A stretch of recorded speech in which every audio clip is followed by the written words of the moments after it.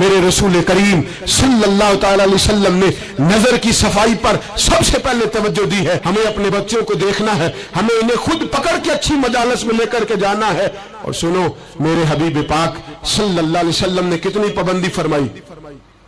کوئی مولوی ہو, کوئی پیر ہو, کوئی فقیر ہو, کوئی درویش ہو, کوئی دربار کا سجادہ ہو, کوئی کسی جگہ بیٹھنے والا ہو, کسی کو بھی عورت کے ساتھ تنہا رہنے کی اجازت, سارے بولیے اجازت, کسی کو بھی عورت کے ساتھ تنہا رہنے کی اجازت بالکل نہیں ہے, قطعاً نہیں ہے. میرے نبی کریم صلی اللہ علیہ وسلم نے فرمایا جہاں مرد اور عورت اکٹھے ہوں گے تیسرا شیطان ہوگا. ابن حجر کہتے ہیں ایک صحابی نے عرض کی حضور اگر وہ دونوں نیک ہو, اگر دونوں نیک ہو تو میرے حبیب پاک صلی اللہ علیہ وسلم نے فرمایا یحییٰ کے بیٹے زکریا بھی ہو اور عیسیٰ کی والدہ مریم بھی ہو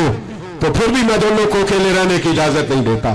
جب ان کو اجازت نہیں ہے, جب ان کو اجازت نہیں ہے تو باقی کوئی کس کھاتے میں ہے. میں سنتا ہوں اور آج میں ببانگ دہر کہتا ہوں ہمیں وہ دربار بھی قبول نہیں ہے, سن لیا جائے, میری بات کو نوٹ کیا جائے, ہمیں وہ دربار اور مزار بھی قبول نہیں ہے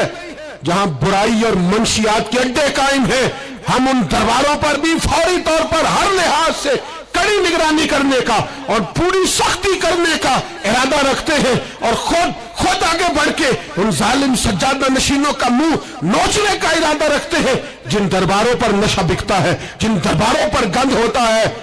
دربار تو ایسے ہوتے ہیں کہ داتا علی اجمیری رحمت اللہ علیہ کا دربار ہو پر چاروں جانب قرآن پاک کی تلاوت ہو رہی ہو. جمعہ اتنا بڑا ہوتا ہو کہ لاہور میں اتنا بڑا جمعہ ہی اور کوئی نہ ہو, درس حدیث ہوتا ہو, درس نظامی کا مدرسہ قائم ہو اور عورتوں کا جانا الگ ہو, مردوں کا جانا الگ ہو, پوری شریعت کی پابندی ہو, پھر کسی دربار پر جانے کی اجازت ہے ورنہ کوئی کسی جگہ بھی کسی بھی لحاظ سے کبھی نہ جائے.